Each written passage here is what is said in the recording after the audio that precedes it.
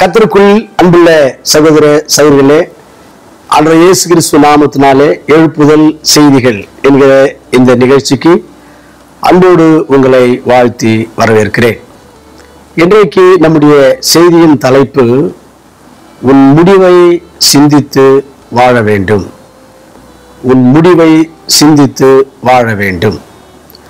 நாம் இந்த உலகத்தில் வாழ்கிற இந்த வாழ்நாட்களில் இப்போது உள்ள காலங்களை மட்டுமே சிந்தையிலே வைத்துக்கொண்டு அந்த சிந்தையிலேயே மூழ்கி வாழ்வோமானால் அது ஒரு புத்திபூர்வமான விஷயமாக இருக்காது. இந்த நாம் வேதத்தில் ஒரு வசனத்தை வாசிக்கிறோம். யார் தன்னுடைய முடிவை சிந்தித்து வாழ்கிறார்களோ அவர்கள் ஞானவான்கள், புத்திசாலிகள் என்று அந்த வசனம் நமக்கு சொல்லுகிறது.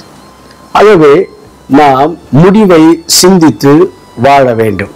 இதற்கு உபாகமம் புஸ்தகத்தில் 32ஆம் அதிகாரத்தில் உள்ள 29வது வசனத்தை வாசிக்க கேட்போம். அவர்கள் ஞானம் அடைந்து இதை உணர்ந்து தங்கள் முடிவை சிந்தித்துக் கொண்டால் நலமாய் இருக்கும் என்றார்.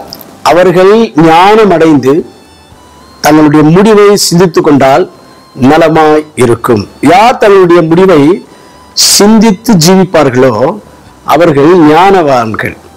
ஞானமடைந்து முடிவை சிந்தித்து வாழ வேண்டும் என்று ஆண்டவர் இந்த வசனத்தின் மூலமாய் நமக்கு சொல்லுகிறார்.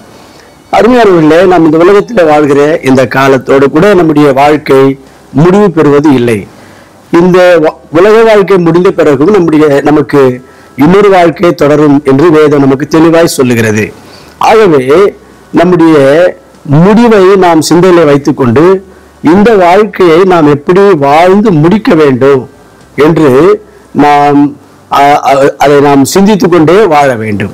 இன்றைக்கு வேதத்திலிருந்து தன்னுடைய முடிவை சிந்தித்துக் கொண்டு அல்லது தன்னுடைய முடிவை குறித்து சிந்தனை உள்ளவர்களாக having thought about their end வாழ்ந்த ஒரு 5 பேரை நான் உங்களுக்கு காண்பிக்க போகிறேன்.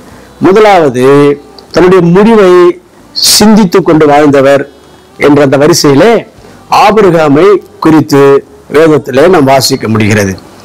எபிரேயருக்கு நிருபம் 11ஆம் அதிகாரத்தில் நாம் வாசிக்கிறோம். 9ஆம் வசனம் 10ஆம் வசனத்தில் ஆபிரகாம் அவர் வாழ்ந்த காலங்களில் முடிவை சிந்தித்துக் கொண்டு வாழ்ந்தவர் என்று இந்த வசனங்கள் மூலமாய் நமக்கு புரியும். வாசிக்க கேட்போம். விசுவாசத்தினாலே அவன் வாக்குதானம் பண்ணப்பட்ட தேசத்திலே பரதேசி போல சஞ்சரித்து அந்த வாக்குத்தத்தத்திற்கு உடன் சுதந்திரமாக ஈசாக்கோடும் யாக்கோபோடும் கூடாரங்களே குடியிருந்தார். ஏனெனில் தேவன் தாமே காட்டி உண்டாக்கின அஸ்திபாரங்களுக்குள்ளாக நகரத்திற்கு அவன் காத்திருந்தான். விசுவாசத்தினாலே ஆபிரகாம் ஆண்டவர் ஆபிரகாமுக்கு கொடுப்பேன் என்று வாக்குத்தத்தம் பண்ணினே அந்த கானான் தேசத்தை சுதந்திரித்துக் கொண்ட பிறகும் கூட அஸ்திபாரங்கள் போட்டு உறுதியாய் ஒரு வீடு, ஒரு பில்டிங் கூட கட்டிக்கொள்ளவில்லையாம். அவர் பெரிய சீமானாயிருந்தார், ஐஸ்வர்யவானாயிருந்தார். அவருக்கு 115 பேர் வேலைக்காரர்கள் இருந்தார்கள் என்று வேதத்தில் வாசிக்கிறோம். அவ்வளவு பெரிய சீமானாய் இருந்தும் கூட அவர் வாழ்நாளெல்லாம் கூடாரங்களிலேயே வாசித்து விட்டார் என்று கூடாரங்களிலே வசித்து விட்டார், வாசம் பண்ணினார் என்று நாம் இந்த வசனத்தில் வாசிக்கிறோம். ஆக காரணமும் சொல்லப்படுகிறது. என்னவென்றால், தேவன் தாமே அவருடைய கரங்களினாலே கட்டி உண்டாக்கின பரலோக ராஜ்யம் தானே நமக்கு நிரந்தரம். இந்த உலகத்துல நாம் என்னதான் வீடுகளை கட்டி கொண்டு ஆடம்பரமாக சொகுசாக வாழ்ந்தாலும் எல்லாவற்றையும் முடிவில விட்டு விட்டு போக வேண்டும் அல்லவா? அதனால இந்த உலகத்துல நாம் ஒரு பரதேசிகளை போல சிந்தை கொண்டவர்களாக நாம் மிகவும் எளிமையான ஒரு வாழ்க்கை வாழ வேண்டும் என்று தன்னுடைய முடிவை சிந்தித்து இந்த உலகத்திலே எளிய வாழ்க்கையை வாழ்ந்தவர் ஆபிரகாம். ஆகவே சகோதரனே, சகோதரியே, நாம் முடிவை மனதில் வைத்துக் கொள்ள வேண்டும். நமக்கு பணம் இருக்கலாம், வசதி இருக்கலாம், வயசு இருக்கலாம், வாய்ப்புகள் இருக்கலாம். அதனால எல்லாவற்றையும் அனுபவிச்சிடுவோம் என்று நினைக்க கூடாது. நாம இப்பொழுது மரித்தால் நம்முடைய முடிவு எப்படி இருக்கும், நம்முடைய வாழ்க்கை எங்க போய் முடிப்போம், பரலோகத்திலையா நரகத்திலையா என்ற ஒரு சிந்தை உள்ளவர்களாக நாம் ஜீவிக்க வேண்டும். இது முதலாவது விஷயம். இரண்டாவதாக, தன்னுடைய முடிவை சிந்தித்து வாழ்ந்தவர் என்று மோசேவை சொல்லலாம். மோசே எகிப்தினுடைய ராஜாவினுடைய மகளுக்கு மகனாக வளர்ந்தார். அவருக்கு எந்த குறையும் இல்லை. அங்கே கிட்டத்தட்ட ஒரு ராஜகுமாரனாக, ஒரு பிரின்ஸ் என்ற அந்த நிலையில வாழ்ந்து கொண்டிருந்த அந்த மோசே பெரியவனான பொழுது தன்னுடைய முடிவை குறித்து சிந்திக்கிறார். நான் இவர்களோடு கூடவே இந்த எகிப்து தேசத்துல இந்த கலாச்சாரத்தின்படி அவங்க குடும்பத்திலே இருந்து விட்டால் நான் பரலோக ராஜ்யத்தை இழக்க வேண்டியிருக்கும். இன்னும் கூட கடவுளுடைய ஆசீர்வாதங்களையும் பரலோகத்தின் பலனையும் நம்மால அனுபவிக்க முடியாது, நாம் பெற்றுக்கொள்ள முடியாது, சுதந்திரித்துக் கொள்ள முடியாது. ஆகவே இதெல்லாம் நமக்கு வேண்டாம் என்று அதை வெறுத்து விட்டாராம். அதாவது அந்த எகிப்தினுடைய ராஜாவுக்கு மகளுக்கு மகனாயிருக்கிற விஷயத்தை வெறுக்கிறார். அனித்தியமான பாவ சந்தோஷங்களை அனுபவிக்க வேண்டாம் என்று நினைக்கிறார். அதாவது அந்த பெருமையும் அந்த புகழும் இந்த உலக சிற்றின்பங்களும் எனக்கு தேவையில்லை என்று அவைகளை வெறுத்து என்ன தீர்மானம் எடுத்தாராம், ஆண்டவருடைய பிள்ளைகளோட போய் நான் சேர்ந்து கடவுளுடைய பிள்ளையாக கடவுளுக்காக ஜீவிப்பேன். இதனால வருகிற நிந்தைகள் அவமானங்கள் எத்தனை இருந்தாலும் அதை குறித்து எனக்கு கவலை இல்லை. நான் கடவுளுக்காக கடவுள் பிள்ளையாய் மாறினதற்காக நான் படுகிற நிந்தைகள் அவமானங்களுக்கெல்லாம் ஆண்டவரிடத்துல பலன் எனக்கு கிடைக்கும் என்று இனி வரப்போகிற அந்த பலன் மேல் இவர் சிந்தையுள்ளவராக இருந்து எல்லாவற்றையும் வெறுத்து விட்டு வெளியில வந்தவர் மோசே என்று நமக்கு தெரியும். இன்னும் கூட லூக்கா சுவிசேஷம் 6ஆம் அதிகாரத்துல 38வது வசனத்தை வாசிப்போமானால், ஆண்டவருக்காகவும் ஆண்டவருடைய ஊழியங்களுக்காகவும் யார் தங்களுக்கு ஆண்டவர் கொடுத்திருக்கிற அந்த பொக்கிஷங்கள்ல இருந்து அல்லது வருமானங்களிலிருந்து சம்பாத்தியத்திலிருந்து உதவி செய்வார்கள் அல்லது சப்போர்ட் பண்ணுவார்களோ அவர்களுக்கு எல்லாருக்கும் கூட பரலோகத்திலிருந்து ஆண்டவர் பலன் தருவார் என்று எழுதியிருக்கிறது. ஆகவே சகோதரனே சகோதரியே, நமக்கு இந்த உலகத்தில் என்ன சம்பாதித்தாலும் நாம் பரலோகத்துக்கு கொண்டு போக முடியாது. ஆனால் நாம் பரலோகத்தில் நம்முடைய பலன்களை சேர்த்து வைத்துக் கொள்வதற்கு ஒரு வழி இருக்கிறது. அதுதான் இந்த காரியங்கள். ஏழை எளியவர்களுக்கு இரக்கம் செய்வது, ஊழியங்களுக்கும் கொடுப்பது மற்றும் ஆண்டவருக்காக எல்லா விதமான பாடுகள், வேதனைகள், நிந்தைகள், அவமானங்கள் ஆண்டவருக்காக சகிப்பது, இப்படிப்பட்ட காரியங்கள் மூலமாய் பரலோகத்துல நம்முடைய பலன் நாளுக்கு நாள் அதிகரித்துக் கொண்டிருக்கும். நாம் பரலோகத்துக்கு பிரவேசிக்கும் பொழுது அல்லது ஆண்டவர் இந்த உலகத்துக்கு வரும் பொழுது அதனுடைய பலனை நமக்கு கொடுத்து நம்மை கனம் பண்ணுவார் என்று வேதத்தில் எழுதியிருக்கிறது. ஆகவே நாம் இதை சிந்தையில வைத்துக் கொண்டவர்களாக இந்த உலகத்துல நாம் இப்படிப்பட்ட நல்ல காரியங்களை செய்து ஆண்டவரிடத்திலிருந்து பலனை பெற்றுக்கொள்கிற கர்த்தருக்கு பிரியமான பிள்ளைகளை ஜீவிக்க கர்த்தர் நமக்கு கிருபை செய்வாராக. மூன்றாவதாக பிலேயாம் என்கிற ஒரு தீர்க்கதரிசி தன்னுடைய முடிவை சிந்தித்து வாழ்ந்தவர். அவருடைய வாழ்நாளில் ஆண்டவரிடத்துல ஒரு கோரிக்கை வைக்கிறார் அல்லது ஒரு விண்ணப்பத்தை சொல்லுகிறார். என்ன சொல்லுகிறார்? நான் நீதிமானை போல் மரிக்க வேண்டும், என்னுடைய முடிவு ஒரு நீதிமானின் முடிவை போல் இருக்க வேண்டும் என்று சொன்னார். இது குறித்து என்னாகமம் புஸ்தகத்துல வாசிக்கிறோம். என்னாகமம் 23:10 நீதிமான் மரிப்பது போல் நான் மரிப்பேனாக, என் முடிவு அவன் முடிவை போல் இருப்பதாக என்றான். நீதிமான் மரிப்பது போல் மரிப்பேனாக, என் முடிவு ஒரு நீதிமானின் முடிவை போல் இருக்க வேண்டும் என்று சொல்லுகிறார். அப்படியானால் இவர் அவருடைய முடிவை சிந்தித்துக் கொண்டு வாழ்கிற ஒரு மனிதராய், ஒரு தீர்க்கதரிசியாய் அவரை நாம் இந்த இடத்துல பார்க்கிறோம். அவருடைய முடிவை குறித்து அவர் என்ன சொல்லுகிறார்? ஒரு நீதிமானை போல் நான் மரிக்க வேண்டும், ஒரு பாவியாய் நான் மரிக்க கூடாது, நான் மரிக்கும் பொழுது ஒரு பாவி மரிப்பது போல மரிக்க கூடாது என்று சொல்லுகிறார். பாவியாக மரித்து விட்டால் அருமையானவர்களே, நரக தண்டனை, அக்கினியும் கந்தகமும் எரிகிற அந்த நரகத்திலே பங்கு பெற வேண்டி இருக்கும் என்று வெளிப்படுத்தின விசேஷத்துல 21:8 நாம் வாசிக்கிறோம். அதனால்தான் அவர் சொல்லுகிறார், நான் ஒரு பாவியாய் மரித்து நரகத்துக்கு போகக்கூடாது, நான் ஒரு நீதிமானை போல மரிக்க வேண்டும், அவருடைய முடிவை போல என்னுடைய முடிவு இருக்க வேண்டும் என்று சொல்லுகிறார். ஆகவே நமக்கும் கூட அப்படிப்பட்ட ஒரு சிந்தை இருக்க வேண்டும். நீதிமானாக மரித்தால்தான், ஒரு நீதிமான் மட்டும்தான் பரலோகத்தை சுதந்திரித்துக் கொள்ள முடியும். மத்தேயு சுவிசேஷம் 5ஆம் அதிகாரம் 20ஆம் வசனத்திலேயும் 2 பேதுரு 3ஆம் அதிகாரம் 17ஆம் வசனத்தை வாசித்து பார்ப்பீர்கள் என்றால், அந்த பரலோக ராஜ்யத்துல நீதிமான்கள் மட்டுமே பிரவேசிக்க முடியும், அவர்கள் மட்டுமே பரலோக ராஜ்யத்தை சுதந்திரித்துக் கொள்ள முடியும் என்று எழுதியிருக்கிறது. ஆகவேதான் இவர் நான் நீதிமானாய் மரிக்க வேண்டும் என்று கேட்கிறார். நம்முடைய வாழ்க்கையிலையும் கூட நாமும் கூட நமக்கு தெரிந்த வரைக்கும் நீதியான காரியங்களை, நல்ல காரியங்களை செய்து கொண்டிருக்கிறோம். அதுல ஒரு திருப்தி அடைகிறோம். நான் மற்றவர்களை போல நான் பாவ காரியங்களுக்கு போறதில்லை, யாரையும் ஏமாத்துறதில்லை, அநியாயம் பண்றதில்லை.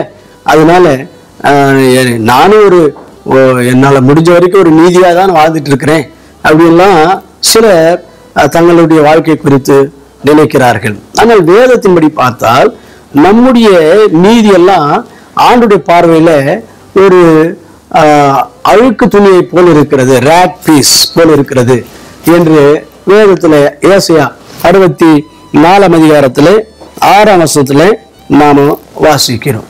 அதனால நம்முடைய நீதி எல்லாம் ஆண்டுடைய பார்வையில அது போதுமானதாக இல்லை. அப்படியானால் நமக்கு தெரிஞ்ச வரைக்கும், நம்மளால முடிஞ்ச வரைக்கும் நாம நீதிமானாய் வாழ்ந்து கொண்டிருக்கிறோம், நமக்கு கூட கடவுள் நம்மளை கைவிட மாட்டாரு என்று நம்ம பரலோக ராஜ்யத்தை அடைஞ்சிடலாம் என்றெல்லாம் நாம் யோசித்தால் நமக்கு ஏமாற்றம் தான் மிஞ்சும். ஆகவே நாம் இயேசு கிறிஸ்து தான் நம்மை முற்றிலுமாக ஒரு நீதிமானாக மாற்றக்கூடியவர். வேதம் அப்படிதான் சொல்லுகிறது. வாசிக்க கேட்போம். ரோமருக்கு நிருபத்தில் 3ஆம் அதிகாரத்தில் 22ஆம் வசனத்தை வாசிப்போமானால், இயேசு கிறிஸ்து தான் நம்மை நீதிமான்களாக மாற்றுகிறார். அவர் கொடுக்கிற நீதி, அவராலே பாவங்களுக்கு மன்னிப்பு பெற்று நீதிமான்களாய் தீர்க்கப்பட்டால் மட்டுமே பரலோக ராஜ்யத்தில் பிரவேசிக்க முடியும். அந்த வசனத்தை வாசிக்க கேட்போம். அது இயேசு கிறிஸ்துவை பற்றும் விசுவாசத்தினாலே, இயேசு கிறிஸ்துவை பற்றும் விசுவாசத்தினாலே பலிக்கும் தேவநீதியே. இயேசு கிறிஸ்துவை பற்றும் விசுவாசத்தினாலே பலிக்கும் தேவ நீதி. அப்ப இயேசு கிறிஸ்து மீது நாம் விசுவாசம் வைக்கும் பொழுது அவர் நமக்கு அந்த தேவ நீதியை தருகிறார், டிவைன் ரைச்சஸ்னஸ். அதுதான் பரலோக ராஜ்யத்துக்கு நமக்கு தகுதியுள்ளதாக மாற்றக்கூடிய நம்முடைய நீதி. செல்ஃப் ரைச்சஸ்னஸ் பரலோக ராஜ்யத்துக்கு கொண்டு போக முடியாது. அது ஆண்டோட பார்வைக்கு அது போதுமானதா இல்லை. தேவ நீதி இயேசு கிறிஸ்து மேல் விசுவாசம் வைக்கும்போது அவர் நமக்கு தருகிறார். அந்த நீதி தான் நமக்கு பரலோக ராஜ்யம், பரலோக ராஜ்யத்தில் பிரவேசிக்க போதுமானதாக, நம்மை தகுதிப்படுத்தக்கூடியதாக இருக்கிறது. ஆகவே சகோதரனே, சகோதரியே, நம்ம முடிவு எப்படி யோசிக்க வேண்டும் என்றால், பிலேயாமை போல நான் மரிக்கும் பொழுது ஒரு நீதிமானாக மரித்து நீதிமான்கள் வசிக்க கூடிய அந்த பரலோக ராஜ்யத்தில் போய் சேர வேண்டும் என்று சொல்லி நாம் இயேசு கிறிஸ்து கொடுக்கிற நீதியை சுதந்திரித்துக் கொண்டு அப்படியாக நாம் வாழ வேண்டும். நம்முடைய நீதி போதுமானதாக இல்லை என்பதை உணர்ந்தவர்களாக பரலோக ராஜ்யத்தை நாம் ஆயத்தப்பட வேண்டும். 4ஆவதாக, தன்னுடைய முடிவை குறித்து சிந்தித்துக் கொண்டு வாழ்ந்தவர்கள் வரிசையிலே லாசரு வருகிறார். அவரை குறித்து லூக்காஸ் விசேஷம் 16ஆம் அதிகாரம் 20-21ஆம் வசனத்துல வாசிக்கும் போது அவருடைய நிலைமை எப்படி இருந்தது, அவருடைய வாழ்க்கை எப்படி இருந்தது என்று நாம் புரிந்து கொள்ளக்கூடும். இப்பொழுது இந்த வசனங்களை வாசிக்க கேட்போம். லாசரு என்னும் பெயர் கொண்ட ஒரு தரித்திரன் இருந்தால், அவன் பருக்கள் நிறைந்தவனாய் அந்த ஐஸ்வர்யவானுடைய வாசல் அருகே கிடந்து அவருடைய மேஜையிலிருந்து விழுந்த துணிக்கையினாலே தன் பசியை ஆற்ற ஆசையா இருந்தான். நாய்கள் வந்து அவன் பருக்களை நக்கிற்று. லாசரு என்று ஒரு பெயர் கொண்ட தரித்திரன் இருந்தான். அவனுக்கு அவருடைய சூழ்நிலை, அவருடைய வாழ்க்கையுடைய நிலையை நாம் இங்கே வாசிக்கிறோம். அவருக்கு சரீரத்தில் ஆரோக்கியம் இல்லை, தனக்கென்று வீடு இல்லை, தனக்கு எந்த பண வசதியும் இல்லை, சமுதாயத்தில் ஒரு மதிப்பு மரியாதை வேல்யூ இல்லை. அப்படிப்பட்ட சூழ்நிலையில அவர் வாழ்ந்து கொண்டு இருந்தார். ஆனால் அந்த கீழ வசனங்களை வாசிக்கும் பொழுது ஒரு அதிசயம் அல்லது ஒரு ஆச்சரியம் என்னவென்றால், அவர் மரிக்கும் பொழுது அவரை பரலோக ராஜ்யத்துக்கு கொண்டு போவதற்காக பரலோக ராஜ்யத்திலிருந்து தேவ தூதர்கள் வந்தார்கள் என்று வாசிக்கிறோம். அப்படியானால் இந்த லாசரு தனக்கென்று வீடு இல்லாவிட்டாலும், பணம் இல்லாவிட்டாலும், ஆரோக்கியம் இல்லாவிட்டாலும், சமுதாயத்தில் சரியான ஒரு மதிப்பு ரெகக்னைசேஷன் இல்லாவிட்டாலும், ஆண்டோடைய பார்வையில ஒரு ரெகக்னைசேஷன் பெற்றுக்கொண்ட ஒரு பக்தனாக அவர் வாழ்ந்தார் என்று நாம் இங்கே புரிந்து கொள்ளுகிறோம். ஆகவே அருமையானவர்களே, நாமும் கூட இந்த உலகத்துல சில நேரங்களில் நம்ம என்ன சோர்ந்து போகிறோம் என்று சொன்னால், நம்மளை போல அவங்களும் சர்ச்சுக்கு போறவங்க கிறிஸ்டியன்ஸு, அவங்கள போல நாமளும் கடவுள் பிள்ளைகள், கடவுளுடைய ஊழியம் செய்கிறவர்கள், கடவுளுக்கு உண்மையாய் வாழ்கிற ஒரு வாழ்க்கையில வாழ்ந்து கொண்டிருக்கிறோம். ஆனால் அவர்கள் நம்மை விட வசதி படைத்தவர்களாக இருக்கிறார்கள். ஏன் அப்படி? நமக்கு அது போல ஆண்டவர் நம்மளை ஆஸ்வதிக்கவில்லை. நம்மளை விட அவர்கள் நல்ல ஆரோக்கியமாக இருக்கிறார்கள். நமக்கு அப்படிப்பட்ட ஒரு ஆரோக்கியம் இல்லை. நம்முடைய சரீரத்தில் சுகவீனங்கள், பலவீனங்கள்லாம் ஏன் ஆண்டவர் அனுமதித்தார்? நம்முடைய நிலையை விட அவருடைய நிலை நல்ல உயர்ந்திருக்கிறது. அவர்களுக்கு நல்ல ஒரு உத்தியோகங்கள், சமுதாயத்தில் ஒரு மதிப்பு இருக்கிறது. நமக்கும் படிப்பு இருந்தாலும் கூட நமக்கு அந்த அளவுக்கு ஒரு உயர்வு ஆண்டவர் ஏன் கொடுக்கவில்லை என்றெல்லாம் சில நேரங்களில் நாம் யோசிக்கிறோம், சோர்ந்து போகிறோம். ஒரு நியாயமான கேள்விதான் இது. நாமும் கடவுள் பிள்ளைகள், அவர்களும் கடவுள் பிள்ளைகள். அவர்களுடைய வாழ்க்கையில இருக்கிற ஆசீர்வாதம் நம்முடைய வாழ்க்கையில காணப்படவில்லை என்று பார்க்கும் பொழுது இப்படி ஒரு கேள்வி எழுவதில் எந்த தவறும் இல்லை. ஆனால் அருமையானவர்களே, ஆண்டவர் சிலருடைய வாழ்க்கையை அவருக்கு ஏதோ ஒரு நோக்கத்தோடு கூட அப்படியாக சிறுமைப்படுத்துகிறார், அல்லது வியாதிக்குட்படுத்துகிறார், அல்லது பலவிதமான கஷ்டங்கள், பாடுகள், அவமானங்களுக்குள்ளும் கடந்து போகத்தக்கதாக ஆண்டவர் அனுமதிக்கிறார். நமக்கு அது புரியாது, ஆண்டவர் எந்த நோக்கத்துக்காக இப்படியெல்லாம் செய்கிறார் என்று. ஆனால் கடவுளுக்கு ஒரு நோக்கம் இருக்கும். இதை நாம யோபுடைய வாழ்க்கையிலிருந்து கற்றுக்கொள்ள முடிகிறது. யோபுடைய வாழ்க்கையில் நம்ம படிச்சா, யோபு ஆண்டவருக்கு எவ்வளவோ உத்தமமாக வாழ்கிறார். அவரை குறித்து ஆண்டவர் தாமே சாட்சி சொல்லுகிறார். யோபு 1ஆம் அதிகாரத்தில் அந்த வசனத்தை வாசிப்போம். யோபு 1ஆம் அதிகாரத்தில் 1வது வசனத்துல நம்ம வாசிக்கிறோம். யோபுடைய வாழ்க்கை எப்படிப்பட்ட வாழ்க்கை என்று சொல்லி வாசிக்க கேட்போம். ஊஸ் தேசத்திலே யோபு என்னும் பெயர் கொண்ட ஒரு மனுஷன் இருந்தான். அந்த மனுஷன் உத்தமனும் சன்மார்க்கனும் தேவனுக்கு பயந்து பொல்லாப்புக்கு விலகிறவருமாய் இருந்தான். யோபு உத்தமனும் சன்மார்க்கனும் தேவனுக்கு பயந்து பொல்லாத பாவ காரியங்களுக்கு விலகி தூய்மையாய் பரிசுத்தமாய் வாழ்ந்தார் என்று வாசிக்கிறோம். ஆனாலும் உன்னுடைய வாழ்க்கையை ஆண்டவர் எவ்வளவு கஷ்டப்படுத்தினார், எவ்வளவு வேதனைக்குட்படுத்தினார், கண்ணீருக்குட்படுத்தினார், எவ்வளவு நிந்தைகள், அவமானங்கள் மத்தியில் அவர் வாழ வேண்டிய ஒரு சூழ்நிலைக்குள்ள ஆண்டவர் அவரை உள்ளாக்கினார். இதெல்லாம் நம்ம எல்லாருக்கும் தெரிந்த விஷயங்கள். ஏன் அப்படி செய்தார் என்று யோபுக்கு கூட புரியலை. நாம நினைக்கிற மாதிரி தான் அவரும் நினைச்சாரு, நாம பேசுற மாதிரி தான் அவரும் பேசினார். எனக்கும் ஆண்டவருக்கும் மத்தியஸ்தராய் யாராகிலும் ஒருவர் இருந்து என்னுடைய நியாயத்தை பேசுவதற்கு யாராகிலும் இருந்தால் நான் எவ்வளவு உத்தமன், எவ்வளவு பக்தி உள்ளவன், எவ்வளவு குற்றமற்றவன் என்று நான் நிரூபிப்பேன். இப்படியெல்லாம் அவர் பேசினார். ஆனால் யோபுக்கு ஆண்டவர் எதற்காக அவர் அப்படிப்பட்ட ஒரு சூழ்நிலைக்குள்ள கொண்டு போனார் என்று அந்த காலத்தில் அவருக்கு புரியவில்லை.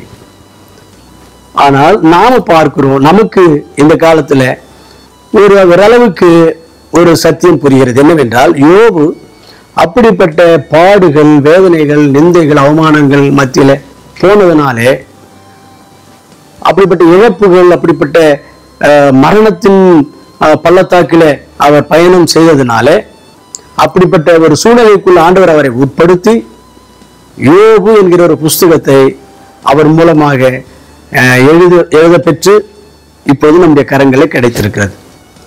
அப்படி ஒரு சூழ்நிலை யோபுக்கு ஏற்பட்டிருக்காவிட்டால் அப்படிப்பட்ட ஒரு அருமையான ஒரு புஸ்தகம் வேதத்தில் இருந்திருக்காது. இன்றைக்கு அந்த புஸ்தகம் கோடிக்கணக்கான கர்த்தருடைய பிள்ளைகளுக்கு ஆறுதலாகவும் பிரயோஜனமாகவும் தைரியத்தை கொடுக்கக்கூடியதாகவும் நம்பிக்கை கொடுக்கக்கூடியதாகவும் எல்லா பாடுகள் மத்தியில கர்த்தரையே நோக்கி பார்க்கத்தக்கதாகவும் சோர்ந்து போகாமல் நிறுத்தக்கூடியதாகவும் வேதத்துல அது இடம் பெற்றிருக்கிறது. அது இப்படி கடவுளுக்கு ஒரு நோக்கம் இருக்கும். அந்த அந்த நோக்கம் அவருக்கு இருக்கிறதுனாலதான் கர்த்தருடைய பிள்ளைகளை சில நேரங்கள் இப்படி சிறுமைப்படுத்துகிறார், வியாதிக்குட்படுத்துகிறார், மரணங்கள் அவங்க குடும்பங்கள்ல ஏற்படும்படி செய்கிறார்.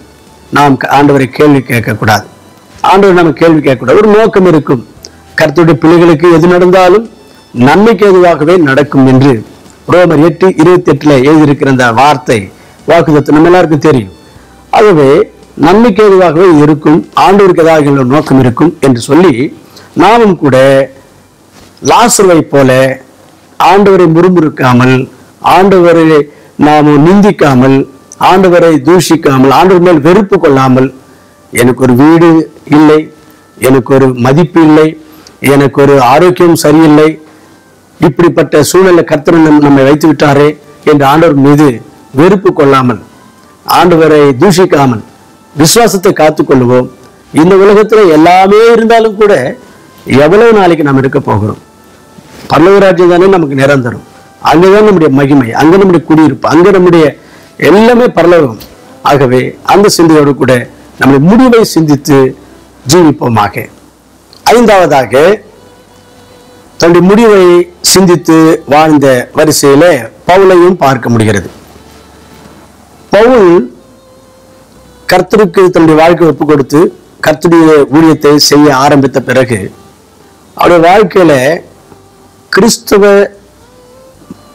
சரித்திரத்துல, சபை சரித்திரத்துல யாரும் அனுபவித்திராத அளவுக்கு வேதனைகளும் பாடுகளும் அடிகளும் கஷ்டங்களும் கடினமான அனுபவங்கள் மத்தியில வாழ்ந்திருக்கிறார்.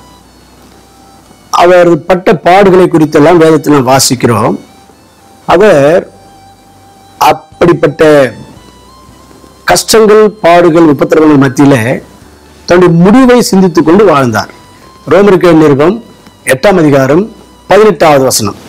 ஆதலால் இக்காலத்து பாடுகள் இனி நம்மிடத்தில் வெளிப்படும் மகிமைக்கு, இக்காலத்தின் பாடுகள் நம்மிடத்தில் வெளிப்படும் மகிமைக்கு ஒப்பிடத்தக்கவைகள் அல்லவென்று எண்ணுகிறேன். ஒப்பிடத்தக்கவைகள் அல்ல என்று சொல்லுகிறார். அதாவது அவர் படுகிற பாடுகளை குறித்து நாம் இங்கே வாசிக்கிறோம். 2 கொரிந்தியர் 11ஆம் அதிகாரம் 23, 24, 25 வசனங்கள்ல 26, 27 வரைக்கும் கூட நான் வாசித்தால் அவர் பட்ட பாடுகள் ஒரு பட்டியலாக இங்க சொல்லுகிறார். வாசிக்க கேட்போம். யூதர்கள் ஒன்றுக்குரிய 40 அடியாக 5 தரம் அடிபட்டேன், 3 தரம் விடார்களால் அடிபட்டேன், 1 தரம் கல்லெறியுண்டேன், 3 தரம் கப்பல் சேதத்தில் இருந்தேன், கடலிலே ஒரு ராப்பகல் முழுவதும் போக்கினேன், அநேக தரம் பிரயாணம் பண்ணினேன், ஆறுகளில் வந்த மோசங்களிலும் கல்லர்களால் வந்த மோசங்களிலும் என் சுயஜனங்களால் வந்த மோசங்களிலும் அந்நிய ஜனங்களால் வந்த மோசங்களிலும் பட்டணங்களில் உண்டான மோசங்களிலும் வனாந்திரத்தில் உண்டான மோசங்களிலும் சமுத்திரத்தில் உண்டான மோசங்களிலும் கள்ள சகோதரத்தில் உண்டான மோசங்களிலும் பிரயாசத்திலும் வருத்தத்திலும் அநேக முறை கண்விழிப்புகளிலும் பசியிலும் தாகத்திலும் அநேக முறை உபவாசங்களிலும் குளிரிலும் நிர்வாணத்திலும் இருந்தேன். இதெல்லாம் அவர் பட்ட பாடுகள். இன்னும் கூட கீழே கூட இன்னும் சில 1-2 வசனங்களை கூட அவர் பட்ட பாடுகளை குறித்து நான் வாசிக்க முடிகிறது இந்த பகுதியில. இது எல்லாத்தையும் அவர் இப்படிப்பட்ட பாடுகள், வேதனைகள், ஏமாற்றங்கள், உபத்திரவங்கள், சித்திரவதைகள் மத்தியில அவர் கடந்து போகும் பொழுது அவர் ஆண்டவருடைய வருகையில என்னை இவைகளுக்கு எல்லாவற்றிற்கும் ஏற்ற ஒரு மகிமையை கொடுத்து என்னை கனம் பண்ணுவார் அப்படின்னு அந்த ஒரு சிந்தையை மனதில் வைத்துக் கொண்டார். இந்த வாழ்க்கை முடிஞ்ச பிறகு எனக்கு ஒரு பெரிய மகிமையான ஒரு காரியம் இருக்கிறது, ஆண்டவரை மகிமைப்படுத்துவார், இதுக்கெல்லாம் எனக்கு வேண்டிய மகிமை காத்திருக்கிறது, இதுக்கெல்லாம் தகுந்த மகிமை, சமமான மகிமை, இதை விட அதிகமான மகிமை எனக்கு ஆண்டவர் தரப்போகிறார் என்ற ஒரு யோசனையோடு இவர் வாழ்ந்திருக்கிறார். அதைதான் அங்க சொல்லுகிறார். இக்காலத்தின் பாடுகள் இனி நமக்குள் வெளிப்பட போகும் மகிமைக்கு ஒப்பிடத்தக்கது அல்ல.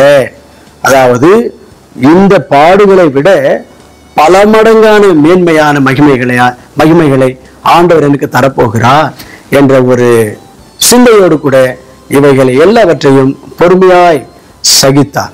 அது வறுமையான சகோதரனே, சகோதரியே, இந்த உலகத்தை நம்ம வாழ்கிற இந்த வாழ்க்கையில நாமும் கூட பலரால வஞ்சிக்கப்பட்டிருக்கலாம், பலரால துன்புறுத்தப்பட்டிருக்கலாம், பலரால் சித்திரவதை நாம் சந்தித்து கொண்டிருக்கலாம், பலர் நமக்கு வேதனை உண்டாக்குறவர்கள் இருந்திருக்கலாம் நம்முடைய வாழ்க்கையில.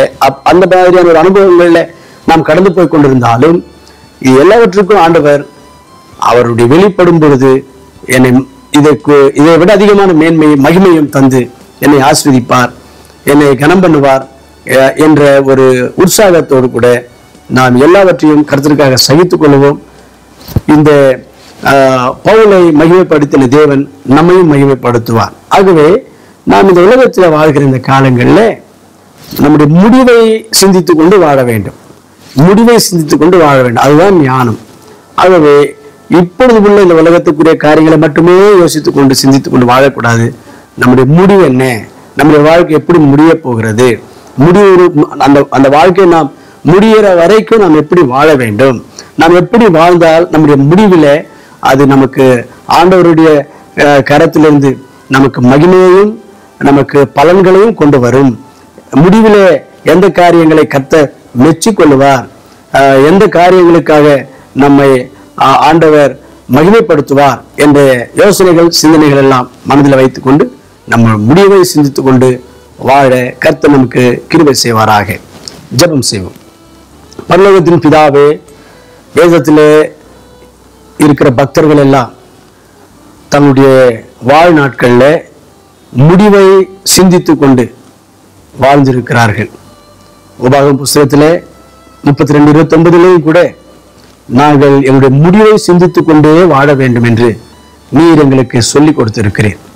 அந்த வசனத்தின்படி ஆண்டவரே, வேதத்தில் நாங்கள் பார்த்த அந்த பக்தர்கள் வாழ்ந்தது போல நாங்களும் எங்களுடைய முடிவை மனதில் வைத்துக் கொண்டவர்களாக இந்த உலகத்தில் நாங்கள் செய்ய வேண்டிய கடமைகளை நிறைவேற்ற, பாடுகள், பிரச்சனைகள், இழப்புகள், நிந்தைகள், வேதனைகள், மரணங்கள், இப்படிப்பட்டவைகள் என்ன நடந்தாலும் ஆண்டவரே, முடிவிலே எல்லாவற்றுக்கும் ஒரு நல்ல ஒரு ஆசீர்வாதமும் மேன்மையும் மகிமையும் பலனும் இருக்கிறது என்ற ஒரு தைரியத்தோடு கூட இந்த வாழ்க்கையை நாங்கள் முடிக்க எங்களுக்கு கிருபை செய்வீராக. எங்களுடைய முடிவு நீதிமானின் முடிவை போல எங்கள் வாழ்க்கையை நாங்கள் முடிக்க வேண்டும்.